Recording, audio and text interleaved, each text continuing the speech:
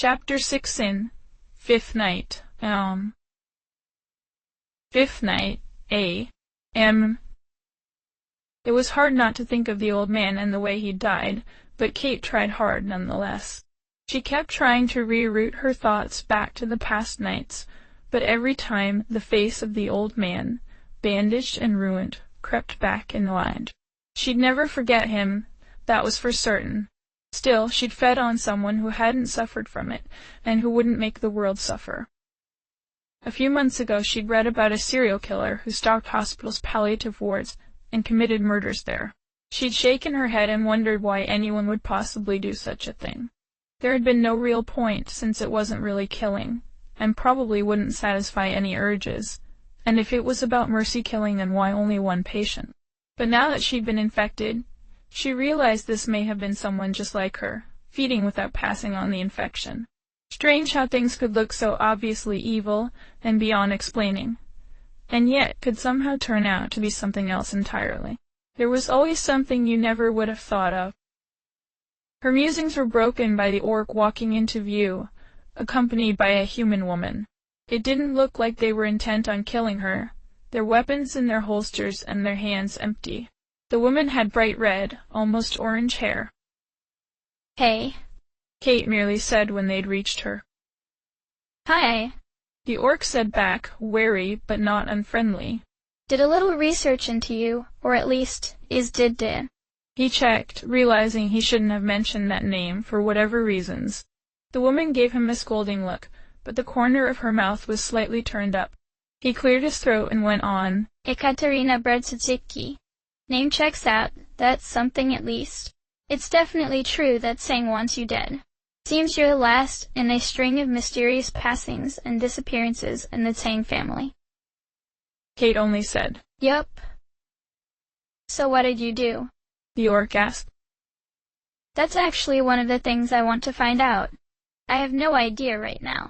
Never stole, never leaked information, never spied on anyone in the locker room. Was always a loyal, if slightly underperforming, if you can believe my superiors, security officer." "Weird. Tell me about it. Anyway, about your infection problem." She liked the guy enough, but she wished he would get on with it. "We think we know who infected you. Were you in the walled city recently?" Yeah, actually." She knew it had something to do with that shit pit. "I was assigned there the evening it happened. Woke up in an ambulance a while later, after it had been T-boned by another car. No survivors apart from me. Was in pretty bad shape, had a very fashionable gut wound." The orc and the woman exchanged a meaningful glance. "Guys, come on. I swear, I'm not a stool pigeon or an undercover cop. I just want to know what happened to me." Man once again looked back at the woman, who gave Kate a long pensive look and then nodded. "Come on, let's go for a drink," he said. They sat down in a nearby terrace with rusty patio seats and rickety plastic tables. The woman ordered a soy calf. The orc asked for sparkling water. Kate ordered a soy calf too, if only to appear normal. She was so impatient she could burst out of her skin at any moment, but she knew pushing it would only harm her investigation. "So, Ekaterina," the orc began, "why do you want to find who infected you? You can, just call me Kate. Or Katie. Why not?" She took a breath and let it out slowly. "I want to find who infected me because I just want to know." He shrugged. "What's it even matter?" The woman still hadn't spoken. She just kept looking at Kate, analyzing her. She was okay-looking, slightly plain, with fiery red hair that went down to the middle of her back. 3 bright blue stripes dyed it on the front, the color so intense it almost looked luminous.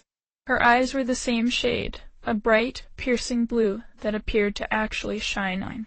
Maybe it even did. She had an only barely noticeable underbite, which actually suited her face. The armored clothing she wore suggested, just like the orc, that these people were veteran Shadowrunners, not newbies like her short-lived group had been. She tried not to think of the poor bastards. Her mind went back to the conversation at hand, and she answered, I just do. I need to understand, and the best way to understand is to find who did it to me. And then what? He asked. Make them pay. Kate shrugged.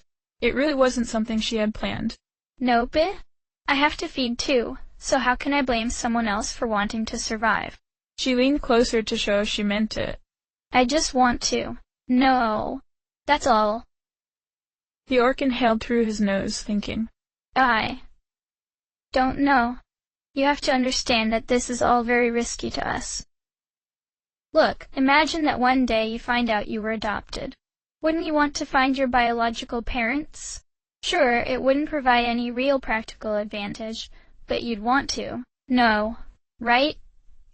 This is how I feel right now. I know the comparison sounds a bit stupid, but there you go. Something changed in both their faces, and the woman finally spoke.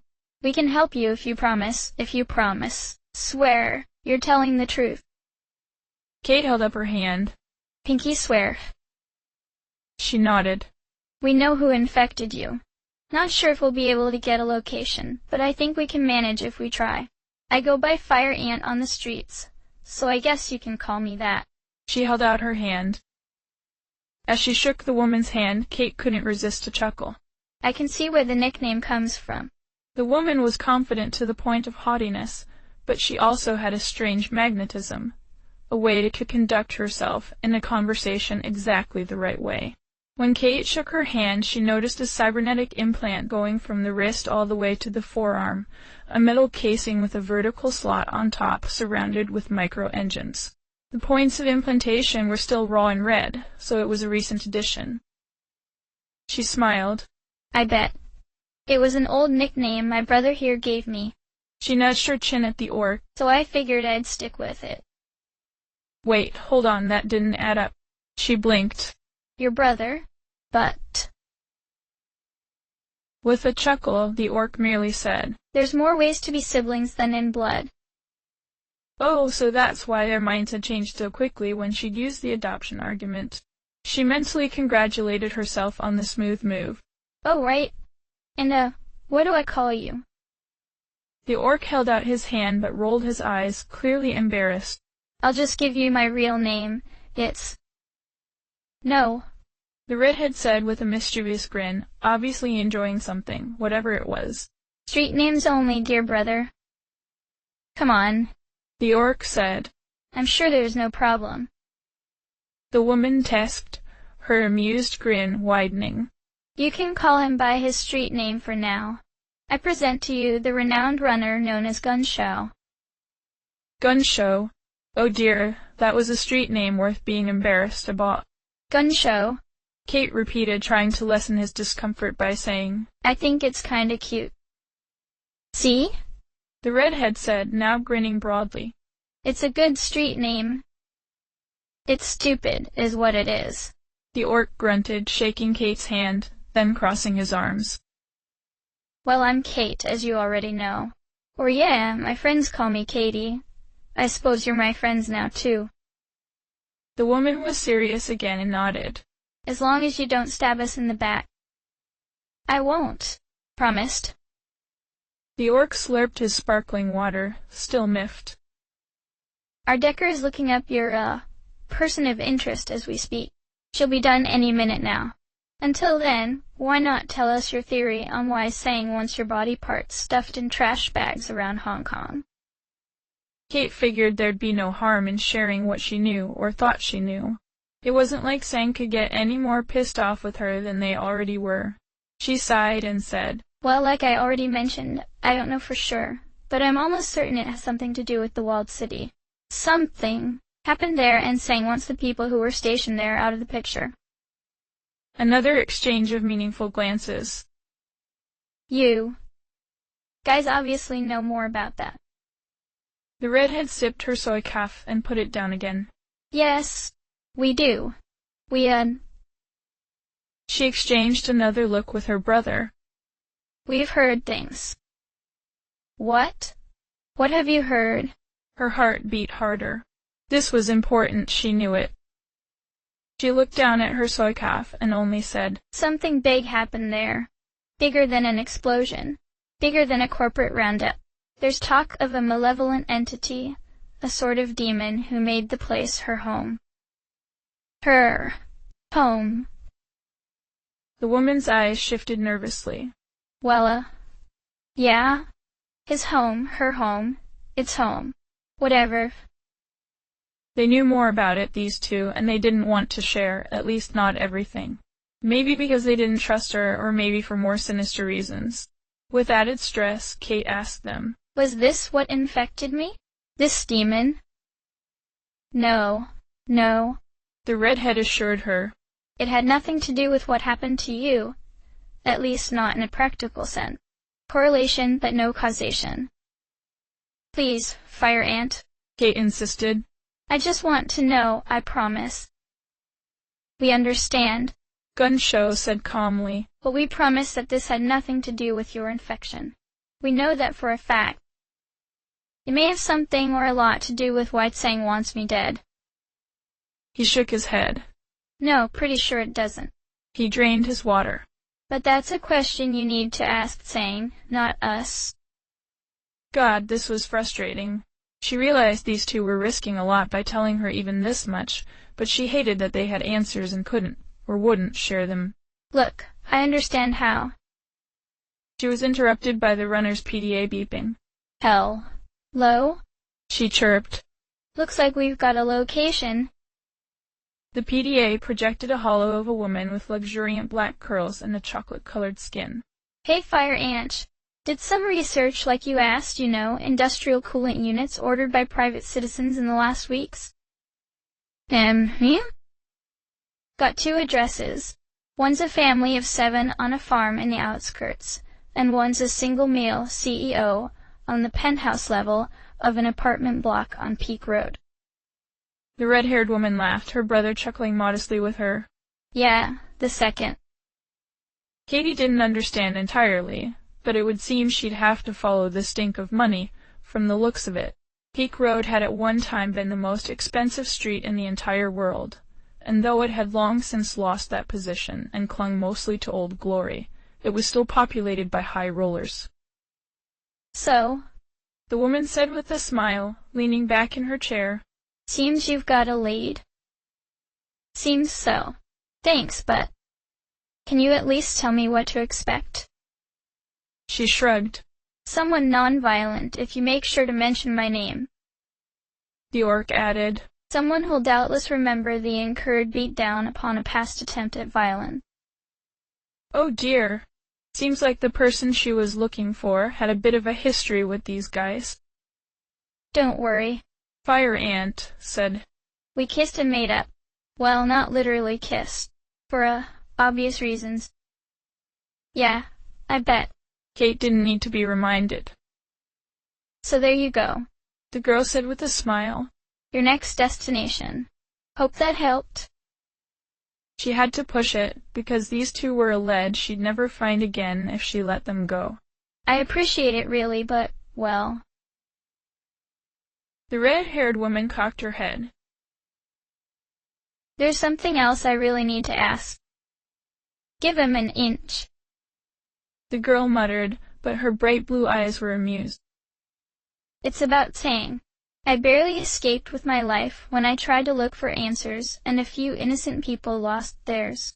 But I need to know why they want me dead, because unless I know the reason, I'll never escape this shithole. For all I know, I could be playing right into their hands if I try to escape blind. Both the runners, because that was obviously what they were, spent a few moments in silent thought. Eventually, Fire Ant said, Tell you what. We need to run a few more checks on you before we can help with anything else, because you're asking a lot, to be honest. Tomorrow, when you're done with your mystery meeting, come back here to this place. Say, 10 p.m.? Any time after dark is fine. Kate said, not showing the relief that she'd at least get a second meeting. 10 p.m. it is, she said. I have to tell you, though, if you miss the meet, we're gone forever. I'm sure you're a cool chick, so don't take it personally. But we can't risk anything more than that for now. That was reasonable, but it did mean that whatever they had to say to her, It would be Nova Hot, as these runners like to call it. It was encouraging and frightening at the same time. She wasn't too worried about the background check, since everything she'd said had been true. She was a fan of the old adage, "Tell the truth, you'll have less to remember." Great. I'm really thankful about this. I mean it. We help when we can. The orc simply said, "Just make sure it doesn't come back to bite us in the ass." Promised. They rose, and Kate tossed enough cash on the table to cover the drinks. Cash? The redhead chirped. How quaint. Yeah, well. Kate grunted. That triad bitch took my cred stick with my life savings on it. You know, after she beat the shit out of me because of my former employer. Kindly Chang? Fire Ant crossed her arms and gave her brother a disapproving frown. Brother, I don't think that's a very cool thing of Kindly Chang to do. Me neither. I'll talk to her. See if we can't get some of your Nguyen back. She shook her head. Man, I hate bullies. Kate had to agree. You and me both. She liked the woman, despite her slightly reserved and haughty attitude, but she was aware that a large part of it was due to the redhead's ability to navigate conversations with extreme skill. It didn't matter, really. They were helping, and that was the most important part. Well, the woman said as parting words. So much for our small effort to earn some karma. See you tomorrow, hopefully. I'll be there. The orc gave her a nod. See ya, Katie. See ya, Gunshao. Couldn't resist, could you? Nope. Take care. You guys too. And thanks again. She watched them go for a bit, then began to think of a way to reach Peak Road and to get into the building. There would be security, probably, since it was still an upper-class neighborhood. At least the prices were. But she had her abilities, and these would be private security guys, meaning capable and well-paid, but also bored and rested into routine. Their eyes wouldn't be too hard to pull the wool over. She'd have to take a cab and spend some of her running low cash money, but she'd probably be able to pay for the ride back too. Ride 'em and run would be too risky. Everything she did wrong, even something as petty as not paying for a cab, would attract attention, and she couldn't afford it in no way whatsoever. She walked back to a less squalid part of town and hailed a cab. Where to? Peak Road, please. The man nodded and put the car in gear. Kate had to chuckle at the unfortunate name displayed on the cabbie's license. It must be hard to live and work in a city where many people spoke English if you had the name Man Fuck. I know. The cabbie sing-songed. Don't worry, I think it's funny too.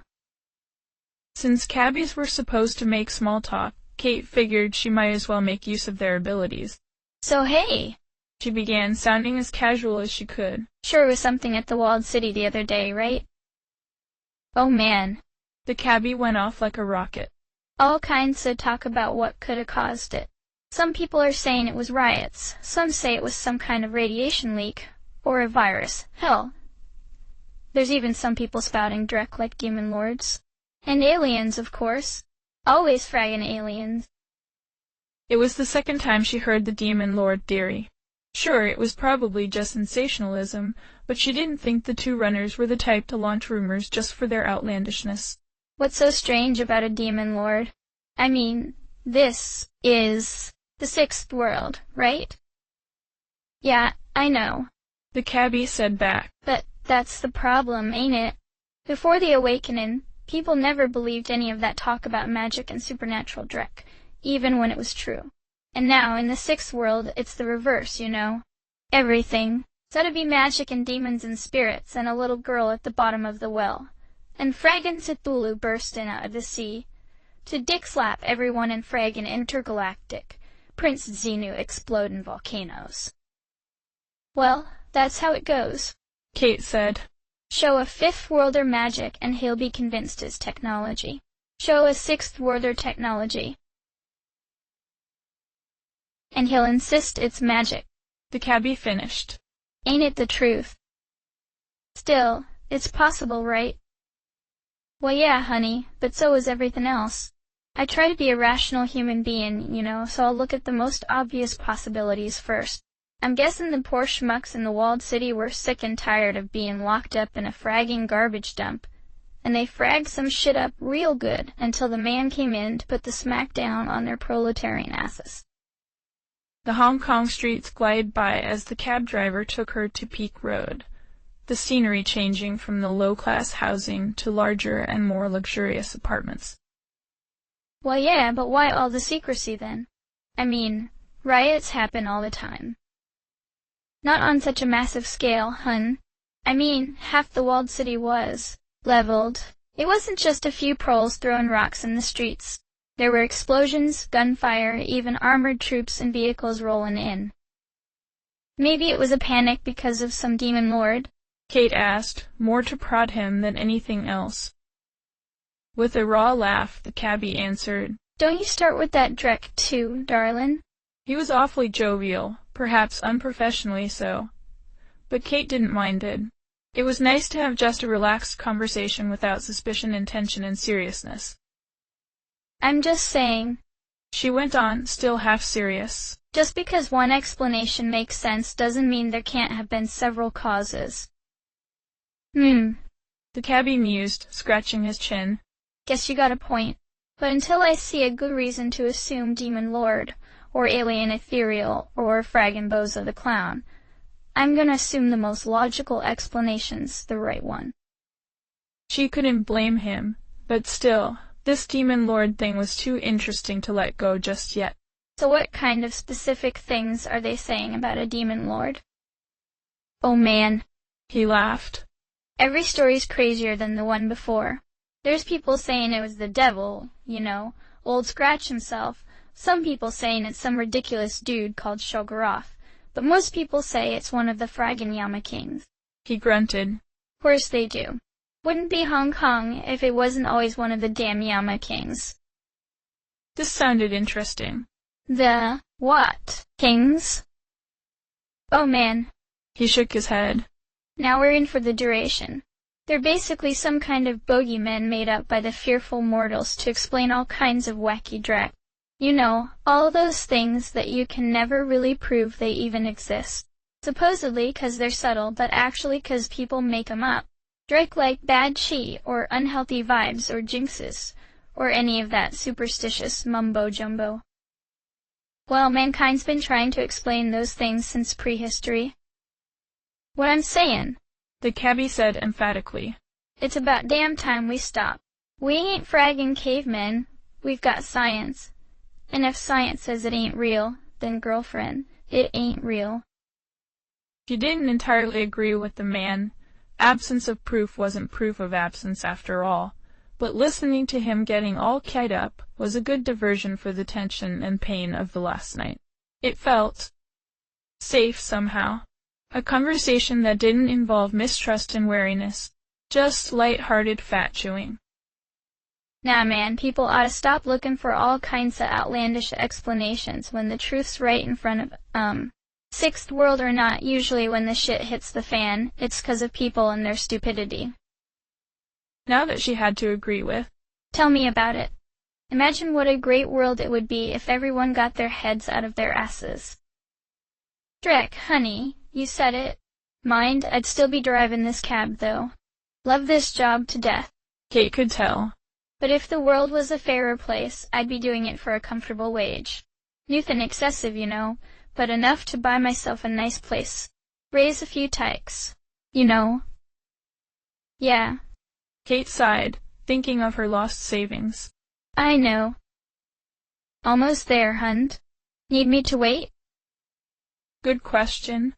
Maybe it was a good idea, but it'd cost extra. "Depends. I have like 300 million left, and it's all cash." He nodded. "Should get you by if you don't take all night. I'll cut you a deal. First half hour's free." "Great, I appreciate it. Can I leave my bag here?" "Sure can." His eyes briefly looked back at her in the rear-view mirror, but she saw him grin. "And as a bonus, I'll ignore the fact that you're paying cash like some shady fugitive." Yes, because she certainly wasn't anything of the sort. "Thanks, I'm, having some software problems.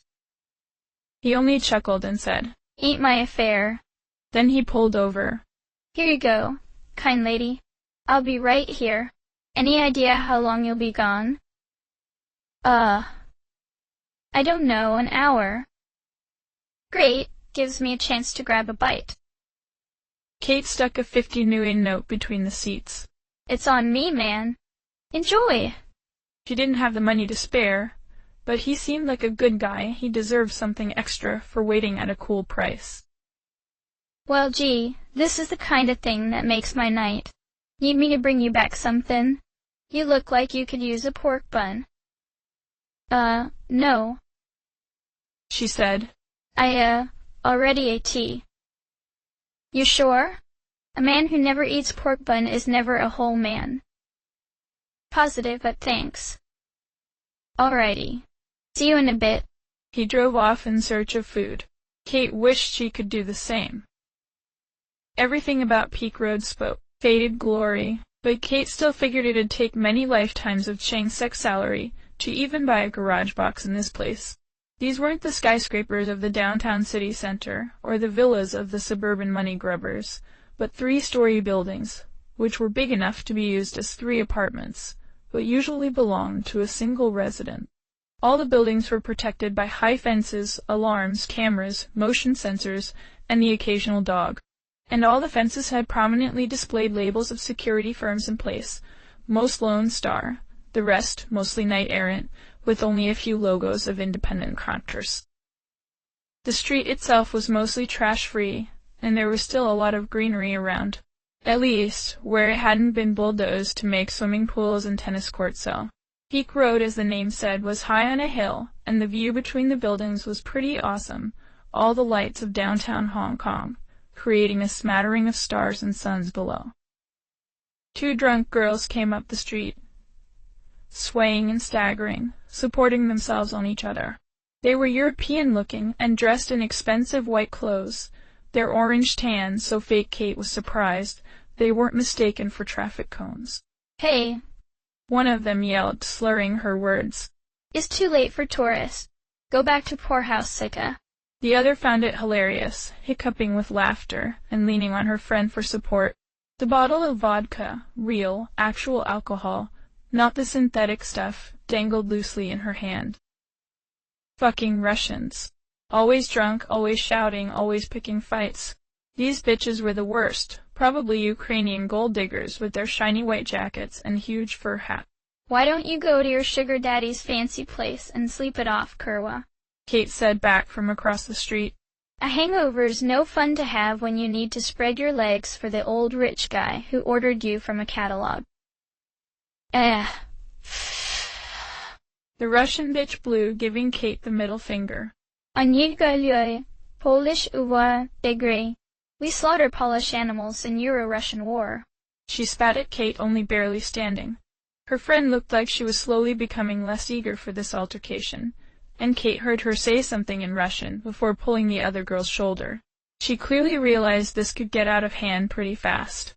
The loud girl slapped her friend's hand away and went on. Polish peasants, we gather them in ditches, then we shoot dumb fucking Poles and dump shit on them. Bury dead Poles in shit. Hey you girl. The other Russian chick said, slurring as well, but at least trying to defuse the situation. My friend, she drunk, okay? She rude. I sorry. I apologize for friend. You don't have anything to apologize for. Kate told her. Your friend's being an ass, not you. She was feeling the anger slowly building. She hadn't lived the Euro-Russian War, not very consciously at least, but her grandparents had died in Poland, all 4 of them. Those on her mother's side executed for resisting looting Russian soldiers, and those on her father's side killed during a spider bomb detonation aimed for Polish resistors. Her uncles had both fought and died to protect their country, shot to shreds by Russian guns, and left to rot with the pieces of their fellow countrymen. Drunk or not, this old man fucktoy was making her kettle slowly boil over. Her parents had emigrated to get themselves and their daughter away from that shit. And here they were, the fucking Russians, bringing it right back to her again. She friend, okay? the smaller girl said again. Sorry, she drunk. Come on, Anya, we go. We go. The loud girl gave the other chick a push, sending her staggering backward, then almost falling over. The bottle of vodka clanged to pieces on the sidewalk. You Poles, she resumed, shouting. Russian men fuck ugly Polish women in war. Fuck your ugly Polish mama. Do your mama in the yeah. Anya, the other girl insisted, then back to Kate. Sorry. Sorry. We go. Anya, we go. You know, Kate said calmly, I left Poland when I was a little girl, so I'm not personally offended, but in the name of all the Polish people who got killed in the war you sausage-eating slant-eyed drunks started, I'm telling you to shut your whore mouth right now, Moscow, or I'm going to cheeky-breaky think all over your ass, you understand. Anya. No, no. The other girl still tried. Anya, stop. We go. Come on. She pulled her friend's sleeve, but Anya whirled around and socked the other girl in the cheek with a wild swing, sending her flat on her ass. You think you tough, Polish? She shrugged off her jacket, letting it hang halfway off her shoulders, her hands balled into fists. Her heels clacked on the sidewalk as she stomped her feet. I kicked Polish ass. Come on, Sika. Come on. That was all Kate needed. With a few determined strides, she cleared the distance to the rich bitch and gave her a quick left-right hook combination to the face. The woman staggered backwards, her arms flailing, and more because she wanted to than because she had to. Kate gave her a hard elbow right in the teeth. She felt the girl's mouth crumble at the end of her elbow, and when she went down, 3 incisors fell in their own separate arcs. She hit the curb hard, the back of her head thwacking on the stones. For a moment Kate thought she'd gone too far, but then she saw the woman slowly bringing her hands to her face and feeling for the damage. Her instructor at Sangsek had always taught her a skull was much harder than people thought, and he'd known his shit, which was proven once more today. Still, the Russian bitch made no sound apart from a quiet whimper. Her upper lip was flattened and split, and her mouth was sunken where she'd lost the 3 teeth. You kill Anya? You kill Anya? The other girl slurred, coming to stand or better sway next to Kate, her hand on her nose. Oh no. Anya rude, but no deserve to die. She's fine, Kate said simply. Going to have more important worries than a hangover in the morning, though. Oh, Anya, the girl muttered, only barely not too drunk to disapprove. You so stupid sometimes. An idea formed in Kate's head as she saw the Russian or Ukrainian, or whatever trophy whore lying on the ground. Perhaps all the climbing and sneaking she'd expected wouldn't be necessary. The cameras and motion sensors all guarded the perimeter of these gated communities, but once inside, she suspected the gardens and parks would be relatively unmonitored. After all, the residents probably liked their privacy. So if she could get through one front door... Shit, now I feel bad, she told the other girl, not meaning it in the least. Like her friend, this floozy was the same as all those made-up luxury trophy women. They looked attractive enough until you came close enough to see the pits and the plastic in their faces. Pretty from afar, but far from pretty. No matter, they'd get her through a door. Any door. Tell you what, I'll take you both home and put your friend into bed. Don't worry, I'm a nurse. She lied. I'll give her something to sleep, and then you can go see a doctor in the morning. The girl hesitated, but drunkenness and the emotion of the altercation eventually won out. Okay. You come. You carry Anya? Kate had no intention of actually carrying her, but she supposed it would look more convincing if she at least hauled the woman to her house. Yeah, I'll get her. She grabbed the bitch under the arms and dragged her along, following her still drunk friend to their building. It was only a few houses down the street, thankfully, so Kate wouldn't have to engage in physical contact with this dumb bitch any longer than necessary. Occasionally, she mewed quietly to show she was still alive. We live here. Oh. Kate couldn't resist. Your sugar daddy got a 2-for-1 deal, huh? No. The woman frowned. I live on top floor. She on ground floor. Probably still ordered from the same catalog anyways. Okay, Kate said. you go on, get to sleep, I'll make sure she gets home. Sorry for trouble, okay? The girl said, her face a dumb version of apologetic. Don't be sorry, your friend's the one who made trouble, not you. Yes, but still, feel responsible? Seemed this one wasn't such a bad sort, at least. It's cool. Your friend's going to wake up pretty pissed off at herself in the morning. Yes. The girl said, dragging herself up the stairs to her own place. Not worry. Boyfriend pay for teeth. Kate didn't doubt it for a moment. What would ruin a normal wage slave financially was just peanuts for the people who lived here. Tooth operation? No problem. Car wrecked? Just buy a new one. In need of a girlfriend that doesn't talk back? Just have an Eastern European forced sex worker flown in and Stockholm Syndrome them into taking your money in exchange for insincere companionship. She envied and pitied these people at the same time. Love isn't real unless it's not real, Kate muttered to herself, pressing the button on the intercom. Wow, residents, good evening. The voice sounded through the intercom. It sounded like it was only using the interrogative as a formality, knowing full well who called this far into the small hours. Miss Serkova, is that you? Kate gave the Russian hussy a light slap on the cheek. Zeke, come on. She hissed quietly. Miss Serkova. Polish stink of shit. Polish, fuck, shit, fuck.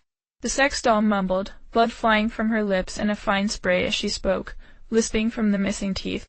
A string of insults in Russian followed. I see. The man on the other intercom spoke, unimpressed. It probably wasn't the first time this one came home so utterly hammered. You were Russian or you weren't, Kate supposed.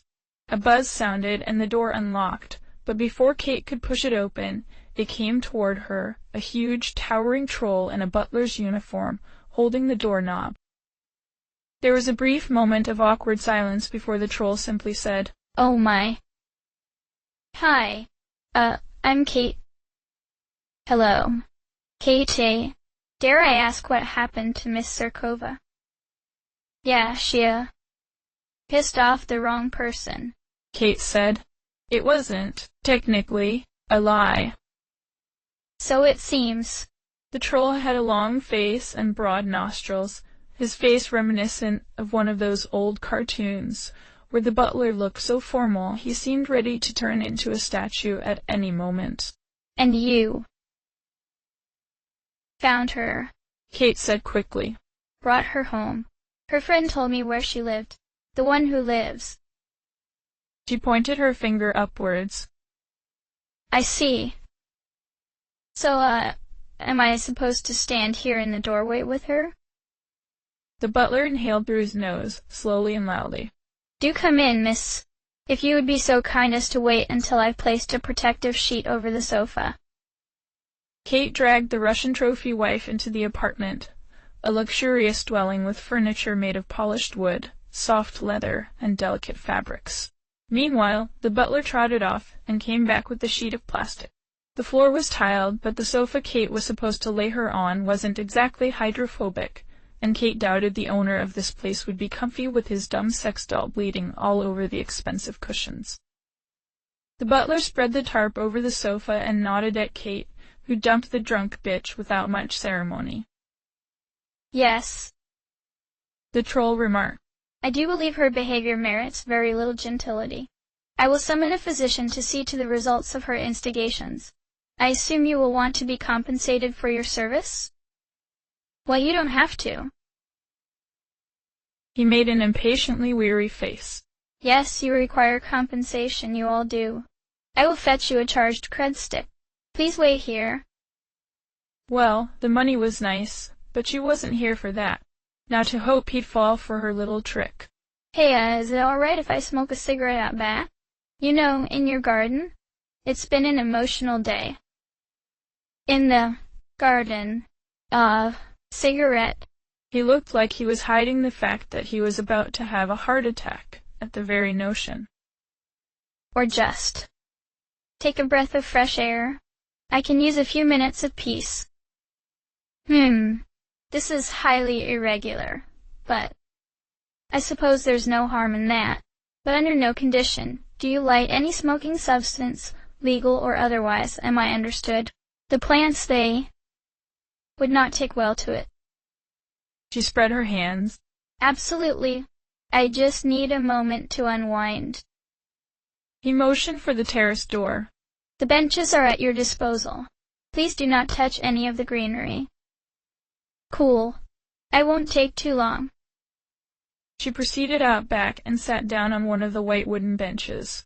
The butler hadn't been exaggerating about the plants. They all looked exotic, tended to with great care, and arranged meticulously. Most of the flowers and plants were species she'd never seen before, probably all worth a small fortune. Miss, the remuneration. The butler stood in the doorway, holding a credstick. Thanks, she said, taking it and sitting back down. No idea how much was on it. It wouldn't be a fortune, but it was definitely welcome. Now she simply needed to wait for an unguarded moment, which she'd already chosen. The bell rang, probably the doctor arriving, and when the butler strode to the door, she jumped up from the bench and disappeared down a narrow path between the greens, taking the utmost care not to touch any plant cell. She was in the gated community now, and security would be much less thorough here. Only a few cameras and no motion sensors. Entry alarms, definitely, but those would probably be her only real concerns. She crept from garden to garden, memorizing the building numbers to make sure she broke into the right one. The luxury of these damn places was amazing. Every single block had a pool, and some had tennis courts, miniature golf courses, and even one croquet field, which she only noticed after stumbling on one of those stupid hoops. What a ridiculous game that was. Now she had grass stains on her knees. No alarms yet. That meant the butler had either called the cops quietly, or was in the process of unbolting the door to the doghouse. No matter, they'd never arrive in time. Well, the dog's mates. Kate could only hope he'd called the cops. Number 24, this was the one. Top level. It was a bit much to call the highest level of a 3-story building, the penthouses. The lights were out, that was a good sign. Meant the occupants were probably sleeping. Made sense, it was already 3 in the morning probably. No motion sensors in the garden of number 24. A swimming pool, yes, of course. She looked up against the wall and saw plenty of ledges, slits, and precipices to grab. Easy to get up there. She started the climb, quickly and decisively hoisting herself up and higher, her muscles not really stronger, but possessing more endurance and efficiency. She cleared the first 2 floors and quickly vaulted over the balcony of the top level, finding herself on a cozy penthouse garden, small but luxurious. She had a feeling this garden furniture wasn't regular plastic. She crept towards the terrace door, quickly ducking behind a big earthen decorative pot, when she saw the blue-red strobe lights coming down the street below her. A Lone Star Patrol, doubtless called by the friendly butler. The cruiser stopped in front of the Russian hussy's house, and 2 patrolmen lurched forth, clearly over the moon about having to answer the call and go looking for some nobody in the fancy Peak Road gardens. Good luck, fellas! They'd never think to look for her here unless she was dumb enough to set off the alarm, of course. Not doing that was the best course of action. A decker would have been worth his or her weight in gold right now, but of course, there was no such thing as an ideal circumstance, so she'd have to jimmy the alarm somehow. Kneeling down, she inspected the terrace door frame. There was a tiny sensor in the lower right corner. She knew those. It was the same type her old employer back in the Yuccas had used for security of only marginally important locations, like offices, meeting rooms, all the low-sensitivity places. The ones she'd usually had to guard. These types of sensors were pretty easily blinded by popping off the little cover and picking the wire loose. With her fingernail, which was arguably not the most ideal instrument, Kate dug at the wire until it came free, then she twisted it a few times until it snapped. Censored down now. How such rich people secured themselves with such cheap shit was beyond her. Kate stole a quick glance toward the Lone Star cruiser, which still stood there, its red-blue strobes blinking. The 2 cops were still inside the house. Confident, she slid the terrace door open and slinked inside. No motion sensors inside the building so far, and from the kitchen she scooped up a sharp steak knife. Most people in the trids, and thus also in real life, made the mistake of always going for the biggest, longest kitchen knife they could find, but a smaller blade was far quicker to wield, just as deadly, and much less prone to bending or breaking. She sneaked through the dining room, then quietly opened the door to what she believed was the bedroom. The fact that it contained an actual bed proved her right. She heard low, deep breathing, occasionally seasoned with a quiet snore. Her eyes were easily capable of piercing the darkness, and there was only one person lying in the queen-size bed, a male from the looks of him. Was this the one responsible for her infection? A CEO of all people? If it was, he'd be able to help her, and he'd be willing, she'd see to that. Quietly she crept to the side of the bed, holding the knife ready. She lowered it onto his throat, then pounced, hopping up onto the bed and its occupant, her free hand clamped securely onto his mouth. She saw the man's eyes fly open, but his yelp of surprise was muffled by her hand. Quiet. Quiet. She hissed. I'm not going to hurt you, but I need you to stay quiet. The man struggled, but her weight was securely planted on him, and he could do no more than wriggle under his blanket. Knock it off. She pushed the sharp edge of her knife against his throat to reinforce her message. Stay calm and listen. The guy stopped struggling and looked at her with wide, terrified eyes. All right. I'm going to remove my hand now. Can I do so without you screaming and alerting half the block and forcing me to cut your throat? The man's head went up and down quickly and in jerky movements. Okay. I'm going to remove my hand now. Remember, not a sound. Slowly, she lifted her hand from the man's face, wiping the drool off the palm of her hand on his bedsheet. All right, listen. All I want is some answers. Show me your teeth. She clicked on the nightlight. The man's face went slack in incomprehension. Your teeth, damn it. Show 'em! Still puzzled, the man peeled back his upper lip in a panicky grin. They were normal. Perfectly fucking normal. Had the damn redhead pulled a fast one on her? Fuck. She breathed. This is Park Road number 24, right? His head went up and down. God damn it, what was going on here? That damn firecrotch had just sent her to a random address. But why?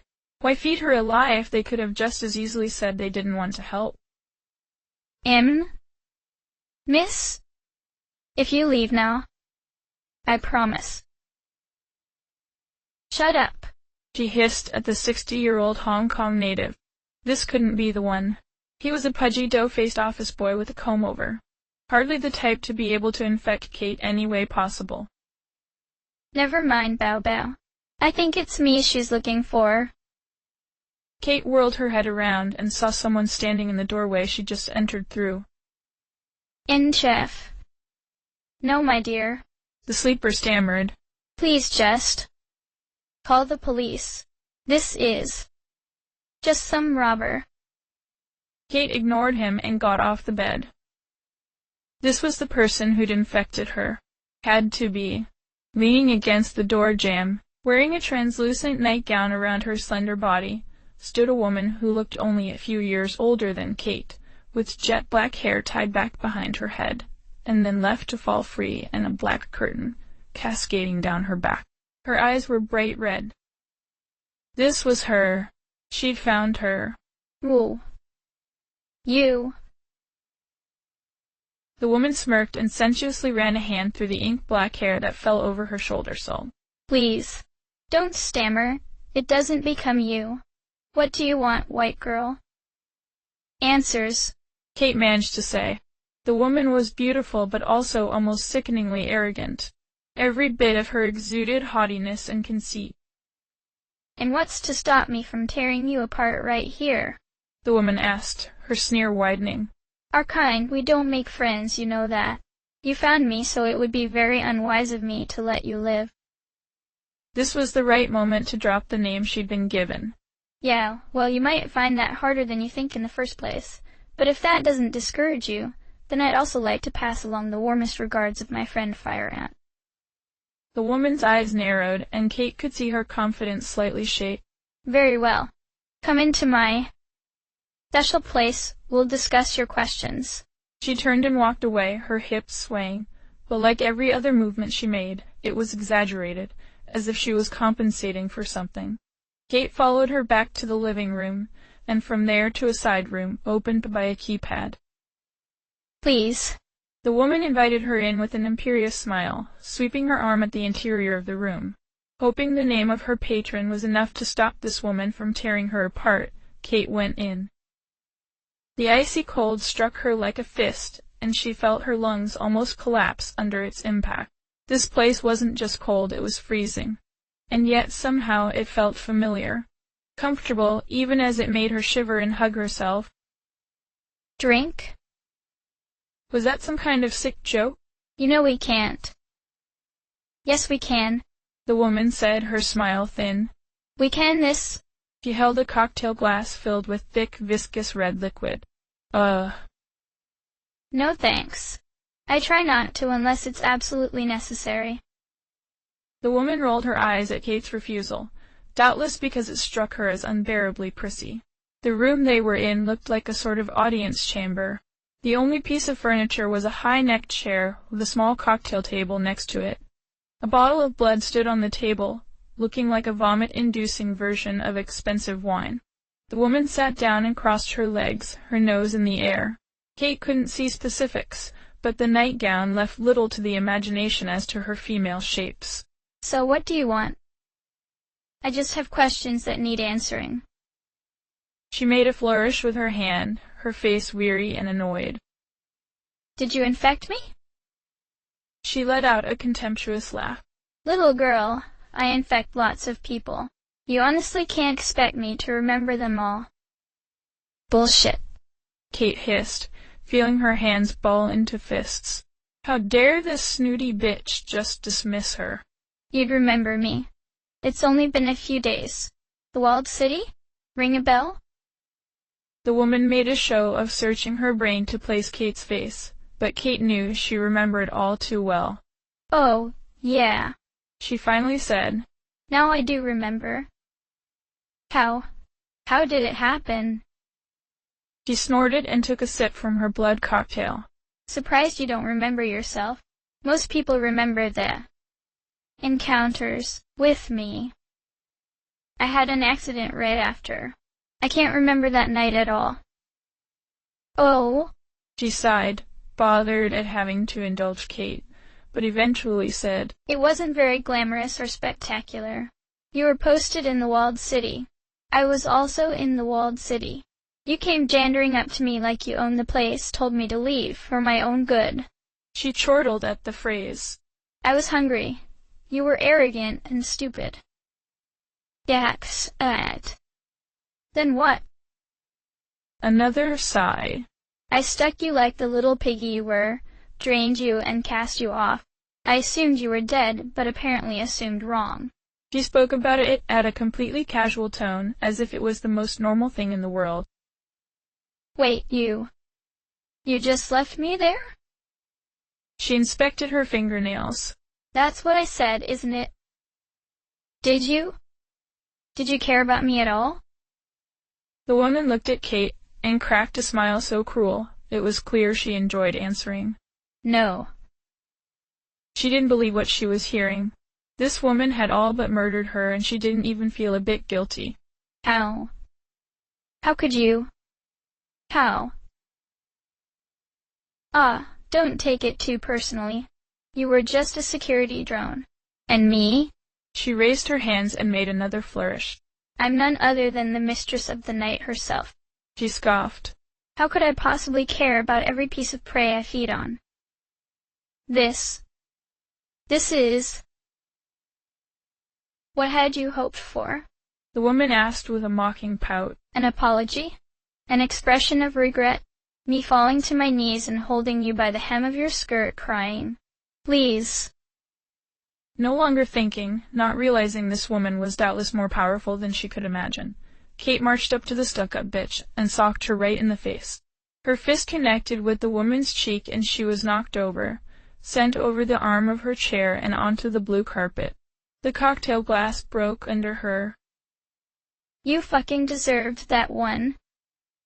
Slowly, the woman rose, blood dripping on the chest of her nightgown. Little girl, you just made the last mistake of your life. Her face bore a snarl, mixed with a grin. Like I said, I'm not some random nobody. I am Ku Feng, and I'm the fair mistress of the night.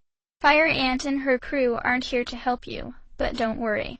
I might just settle for beating you black and blue. Kate felt her breath pick up speed. She'd done it now. She'd pissed off some ancient and probably incredibly powerful vampire, a creature she wouldn't stand a chance against. The woman stood before her, her fingers hooked into claws at her side, looking like a dark angel of incredible power and beauty. Ma. Hey look, you can't blame me for... Shh! The woman hissed gently, bearing a lopsided grin. Embrace the pain that is to come. Embrace the privilege of receiving the agony given by me. Even though her teeth clattered and her muscles trembled in fear, Kate wasn't going down without a fight.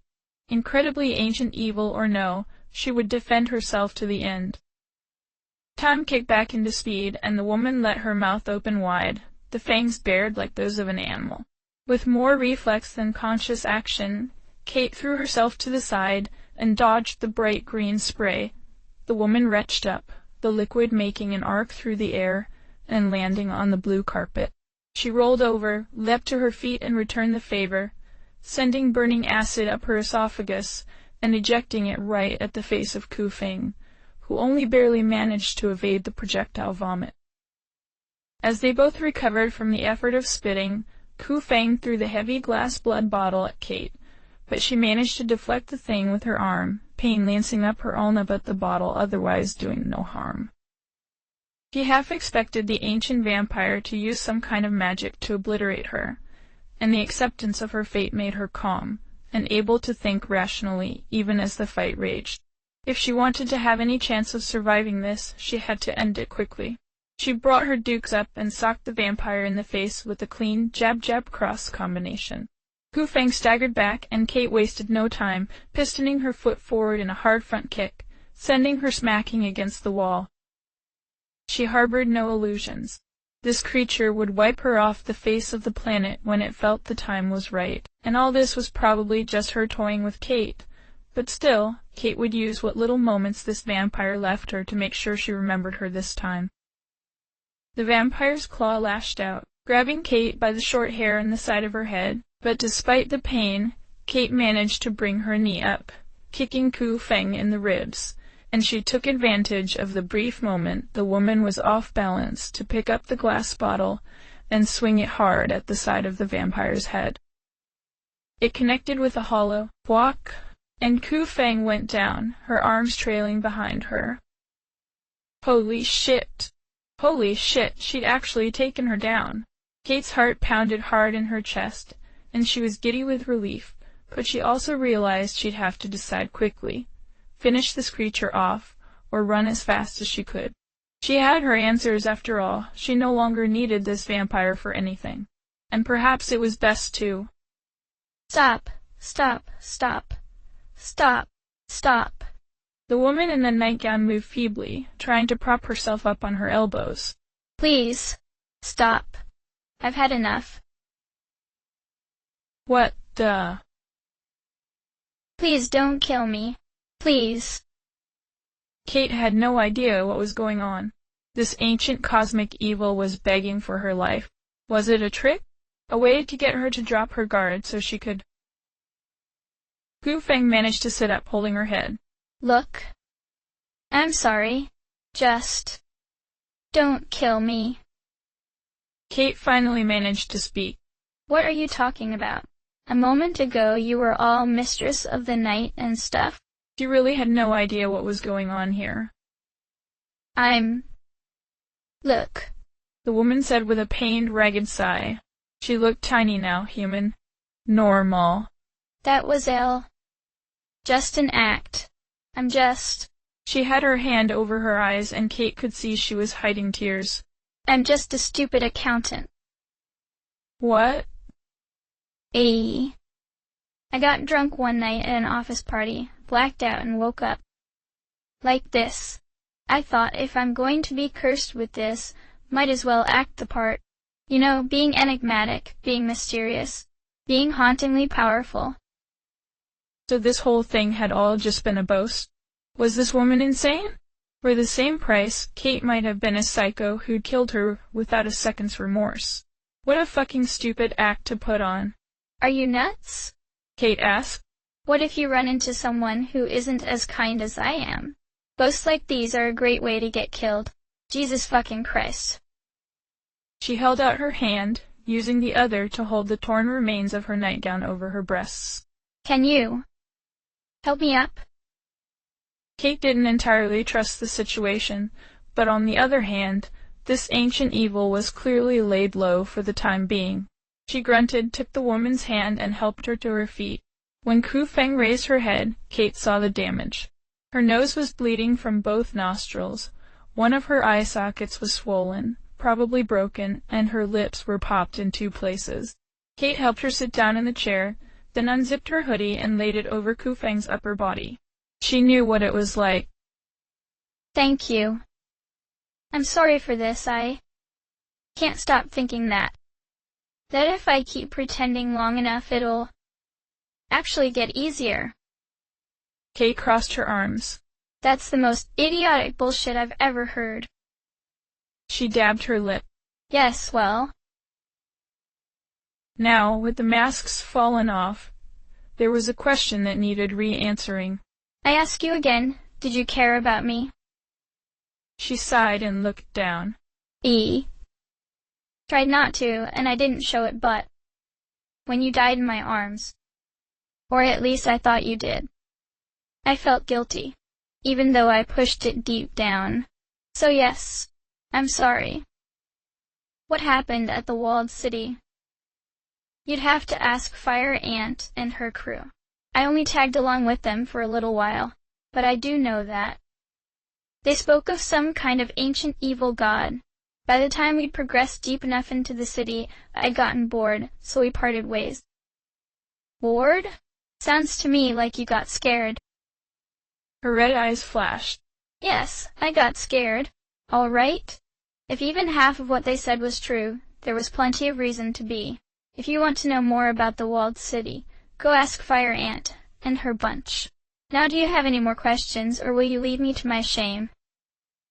Just one, Kate said. Why the eyes? I don't know.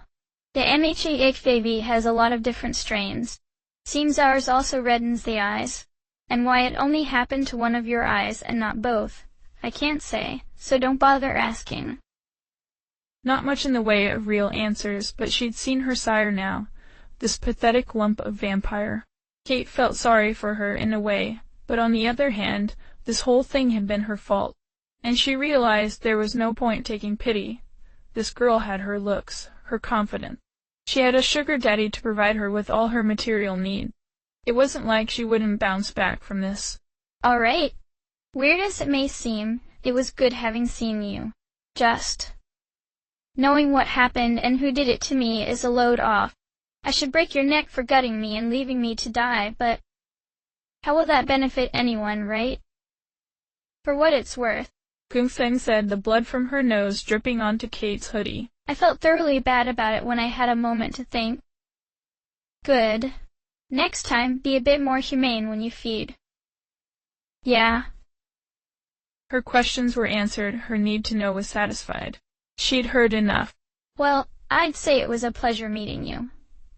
But not really. See ya.